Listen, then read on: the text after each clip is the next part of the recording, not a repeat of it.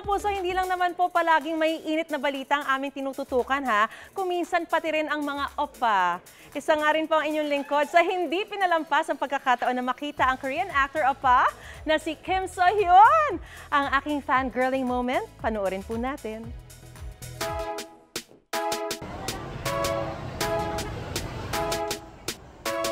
Pahinga muna kami ni BFF senior reporter Sandra Aguinaldo from news coverage at bonding muna kami sa panonood ng fan meet ni Queen of Tears lead actor Kim So-hyun. Alright, nandito na po kami sa Cubao at ito ang aming barkada bonding ni Ate Sandra. Excited na kami makita si Kim So-hyun, our favorite. Fangirling moment talaga kami ni Ate Sandra bago ang simula ng show. Nakilala din namin ang iba pang mga fans na nabuo ang friendship dahil sa paborito nilang oppa. Paano ba na-form yung inyong friendship?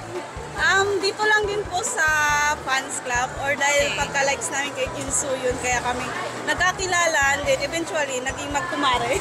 Magkumare na kayo ngayon? Yes! Ang lalim na ng friendship nyo ha? Na scale of 1 to 10, kung gaano kayo ka-excited?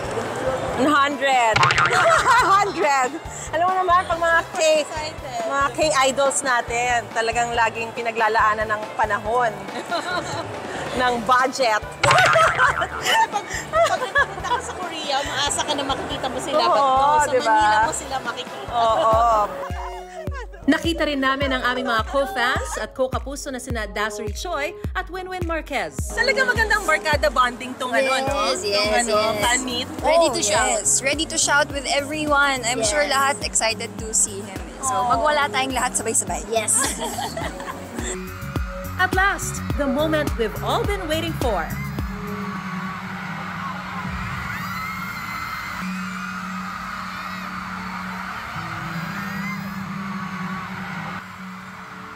Ilang beses nang nakakapunta si Kim So-hyun sa bansa, pero dahil sa init ng pagtanggap sa kanya ng mga Pinoy fans, naging emosyonal pa rin siya. Game na game rin siyang nakipaglaro sa fans. At nagpakitang gilas din siya sa pagsasalita ng Tagalog.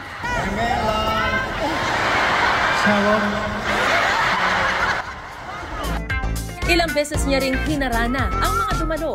Todo talaga ang kilig ng mga fans dahil namigay din siya ng kwintas sa ilang lucky winners. Kamsahamnida for coming to Manila, Oppa Kim So-hyun. See you again soon!